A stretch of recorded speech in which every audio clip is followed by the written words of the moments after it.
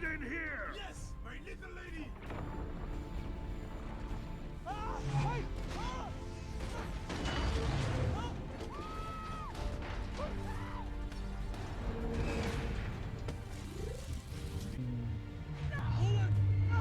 Save you!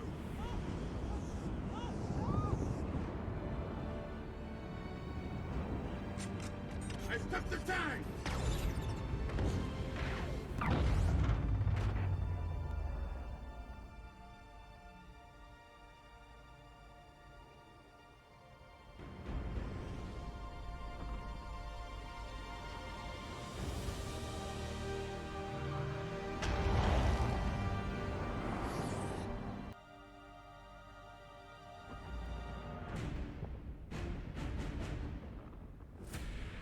I can do my project on that.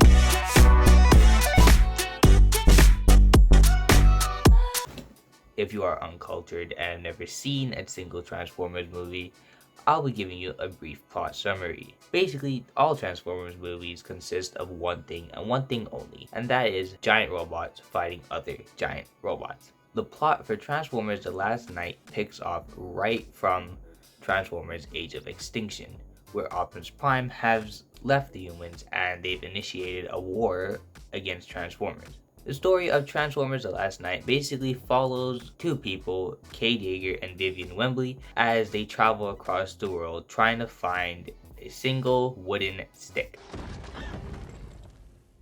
You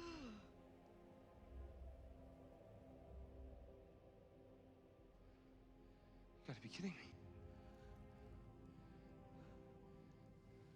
You've come all this way for this? For your ugly great-great-granddad's bones in a box and some stupid stick? You gotta be kidding me. How are we gonna save the world with this? But it turns out that it's not just a stick, and it's actually a super powerful evil staff of destruction. And their goal is to keep the stick away from movie's main antagonist, Quintessa. Quintessa wants to use the stick in order to harvest Earth of its natural resources and help rebuild her home planet, Cybertron. The main characters actually get to the stick before Quintessa, but manage to fumble, and Megatron gets a hold of the stick and gives it to his creator. They then go on a huge journey up into the sky to stop her from using the stick's power and destroying the Earth, which turns out to be successful and everyone lives happily ever after. But we're not here for happily ever after, we're here for the bad physics. To explain the bad physics, we'll be analyzing the scene that we saw in the beginning of this video. As you can see, Optimus Prime grabs our two main protagonists, Vivian Wembley and Cade Yeager, in mid-air as time is somehow frozen, but we're not going to focus on that. We're going to focus on where he falls out of the spaceship and then emerges just fine right after. Me personally, I don't think that either Optimus Prime or the humans would survive that fall. But let's find out. According to the movie, the structure that they're falling from is approximately 21,000 feet in the air. We now have the height of which they fell from, but we need to figure out how long they fell for. We can use this scene on the video where he just starts to go into free fall. The timestamp for this is 4 minutes and 56 seconds. And on this scene, we can see Optimus Prime exiting the fall, and the timestamp for this on the video is 5 minutes and 22 seconds. Subtract the two times, and there we go. We arrive with 66 seconds. We have our found delta T of 66 seconds and our delta D of 21,000 feet. The problem is delta D is in feet, and we need to convert that into meters.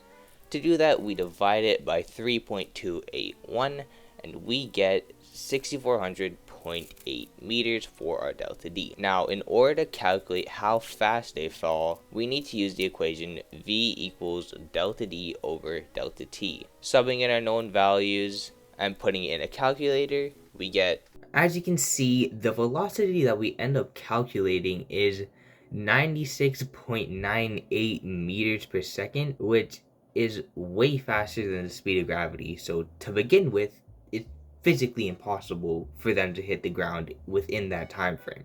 Now we need to calculate the force that they hit the ground with. To do this calculation, we'll be using Newton's second law, known as F equals ma. The force is equal to the mass times the acceleration of the object.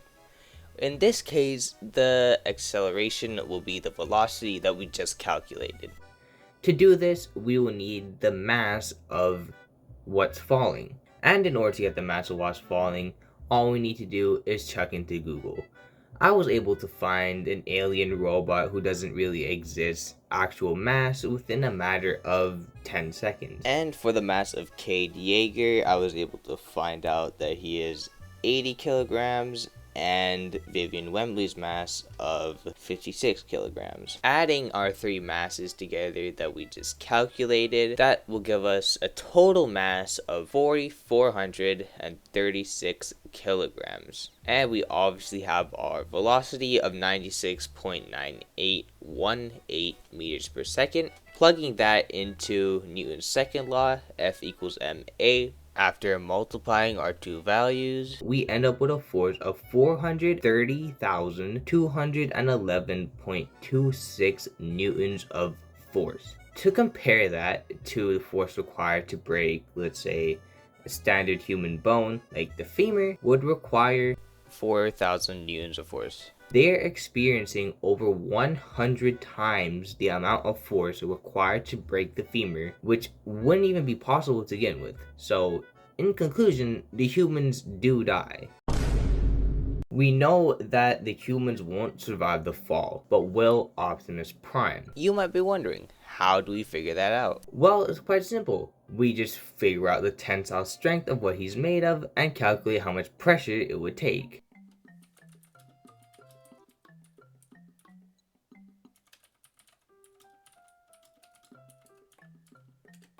Bruh.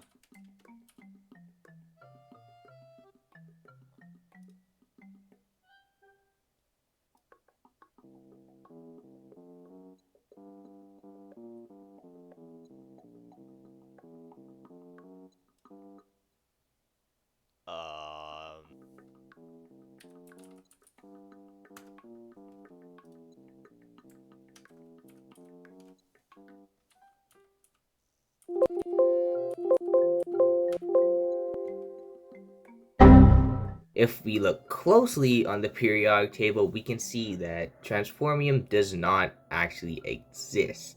So we need to draw a comparison between an actual element and transformium. In order to do this, we can figure out some few characteristics of the element transformium. We know from previous movies and current movies that transformium is lightweight and has to be very durable. Our mystery element needs to have a very high melting point. As we can see throughout the entire franchise, alien robots falling from the sky. The heat experienced from falling from the sky is approximately 1,477 degrees Celsius. If we look back at the previous movie, Transformers Age of Extinction, during this scene, they're describing transformium. A rare earth metal. Molecularly unstable. Industrial uses? None. And then the aliens came. In the scene, we see them describing transformium as a rare earth metal and something with little to no industrial usage, giving us a group on the periodic table known as rare earth elements. Of this bunch, we will choose the lightest, known as scandium. Scandium is actually perfect as it fits the description very well. Scandium is lightweight and has a high melting point. Now that we know what material Optimus Prime is made out of, we need to figure out the tensile strength of scandium. To do this, we chuck it into Google and we get 350 megapascals. In order to calculate the pressure exerted on Optimus Prime, we would need to use the equation P equals F over A. In this case, F is the force experienced and A is not acceleration but area. To find the area is quite simple. We will use length times width, the same equation we've been using since grade 4. The length of Optimus Prime is basically his height, which is 36 meters tall. But we need to calculate his width. We can't just Google that because Google doesn't have the answer. In order to do this, we will use a software program known as Canovia. Using this image, I was able to compare Mark Wahlberg's shoulder-to-shoulder width along with Optimus Prime shoulder to shoulder width, which came out to be 1007.43 centimeters. We have our length of 36 meters and our width of 1007.43 centimeters.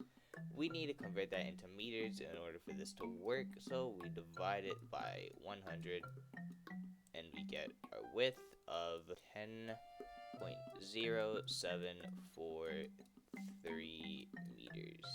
Area is equal to length times width. We sub in our known values. We get area is equal to 362.6748 meters squared. Now that we have our area, we can use our equation, P equals F over A, with the force that we just calculated and dividing it by the area that we just calculated. After dividing, we get 1186.21 newtons per meter squared, also known as pascals. Using Google, we can convert that into megapascals, which leaves us with 0.001861 megapascals. The tensile strength of scandium is well above this, so we know that Optimus Prime would actually survive this fall, but this fall wouldn't have happened in the first place because they fall faster than the force of gravity itself.